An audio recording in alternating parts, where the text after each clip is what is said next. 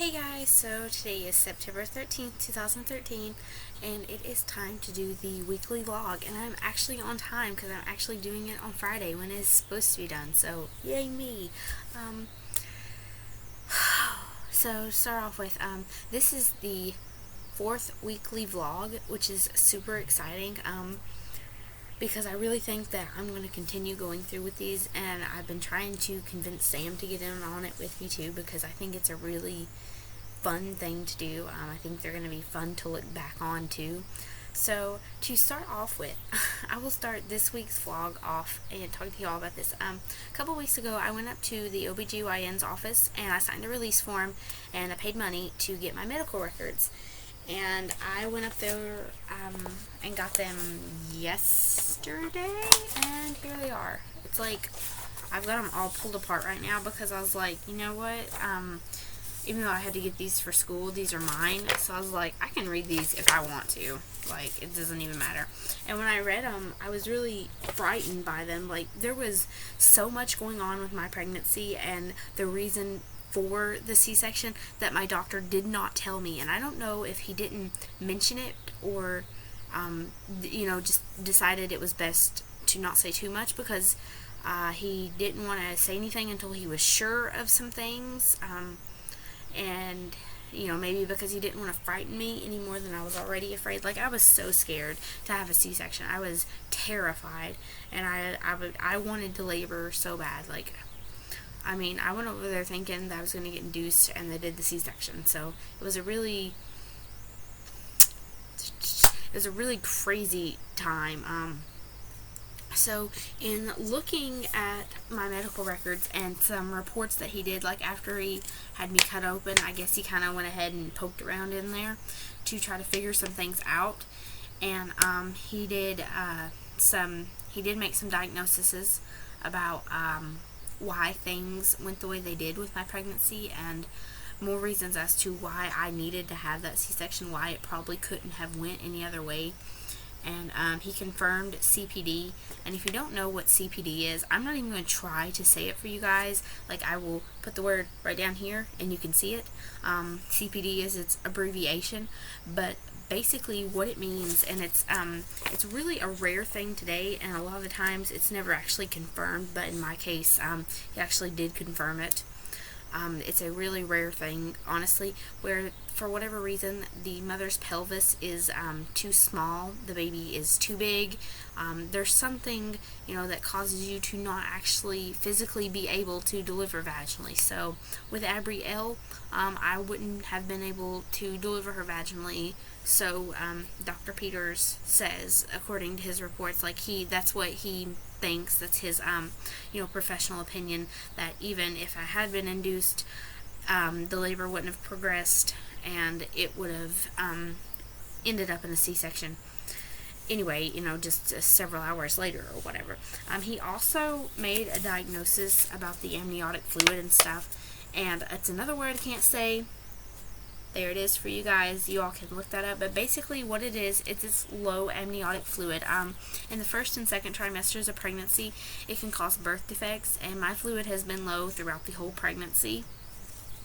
That was something that they kept a sharp eye on because they were concerned about it, and especially in the end, it really played majorly into their concerns. So they did diagnose that. And, all these, looking over my records has made me have a lot of questions to ask, especially about my delivery and about my future, with future children, what is going to happen there. I was just so bamboozled by the whole C-section thing, and we need to do it now, we need to go, we can't wait thing. I didn't have time to stop and ask questions. Okay, am I going to be a candidate for a VBAC later on in life, blah, blah, blah. And now I have those questions. So I'm highly considering making an appointment with my OB, the one that delivered me, and talking to him and asking him some of these questions, what does this mean for me in the future? And, what is there anything that I can be doing now to prevent problems in the future? So that's definitely been something that's weighing on my mind. you know, back and forth having car trouble, and I don't even want to talk about that car. It is like a disaster. So I will move on to me and Sam. About 2 weeks ago, will it be 2 weeks? No, it'll be a week. Oops, sorry, I lied. It'll be like, okay, it'll be whatever, this Sunday. I started to pack up mine and Abrielle's clothes. Like, I had bags in the car.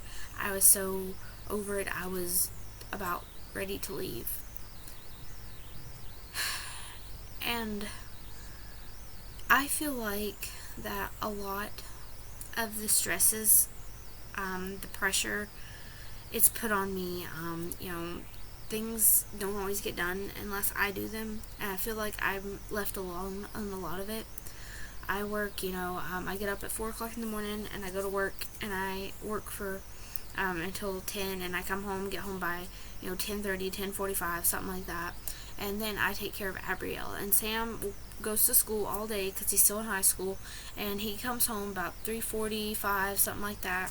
And a lot of the times he's not even home an hour, and he has to leave and go to work, and then he's not home until late, and by then I've already got Abrielle in bed, and I'm in bed myself trying to go to sleep, and I've been extremely tired because I get up at 4 o'clock in the morning to go to work, and it really wears on me because it's not like I get to come home and take a break and do whatever and nap, because I have to take care of Abrielle, and there's diapers and bottles and feeding and laundry and cleaning and blah blah blah blah blah blah blah.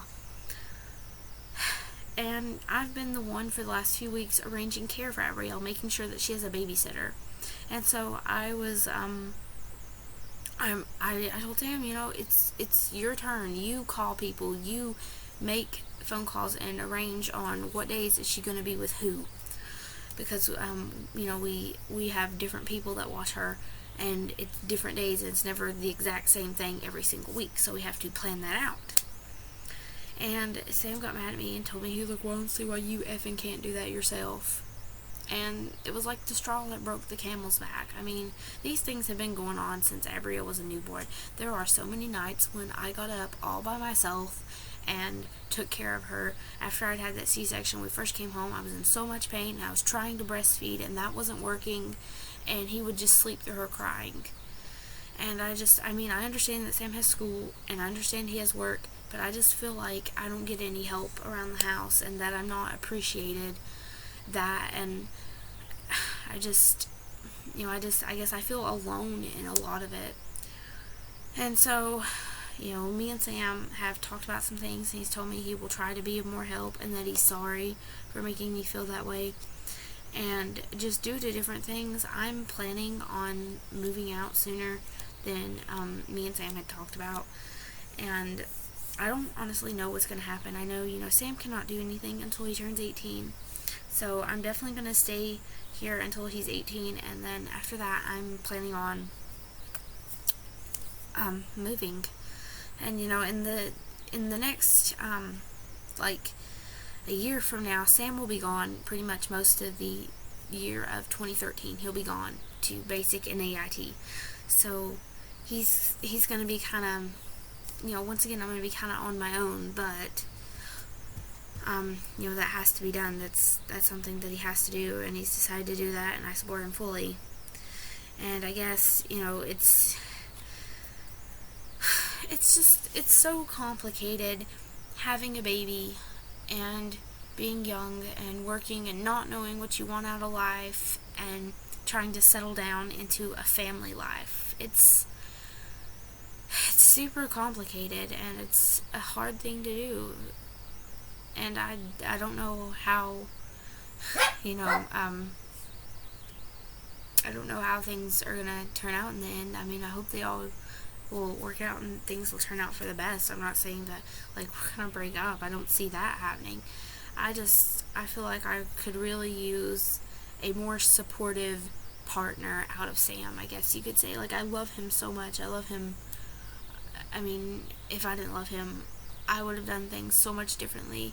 Like, if I did not truly love Sam, I probably would have went totally against his wishes and gave Abrielle up for adoption, because, I really, at that time, in ways, I really sometimes felt that possibly, was what we should have made the decision that would have been best, and I would have, went to Carson Newman and never told him, and wouldn't have, messed up his plans and blah blah blah. Like, I mean, I love Sam a lot, and I love Abrielle, and I don't regret the decision to have her and to parent our child and to be together.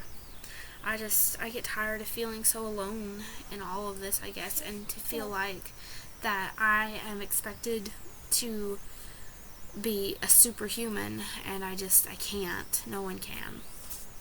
So, moving on with all that, still working on planning Vlogtober, and I've actually made out a chart, and I am going to put together a little video to kind of give you guys a sample of what's going to be coming up in the month of October. And I'm also going to be taking requests. The Q&A is now closed, and one night when Sam is actually going to be home, when I'm awake, we will sit down together and answer those questions. That's just been the problem in answering them. He's not home, we're not home at the same time, or we're not awake at the same time. So I think that is going to be it for the weekly vlog. Sorry, it was kind of depressing and not super exciting, but life is not always super exciting. So I will be seeing you guys later. Bye.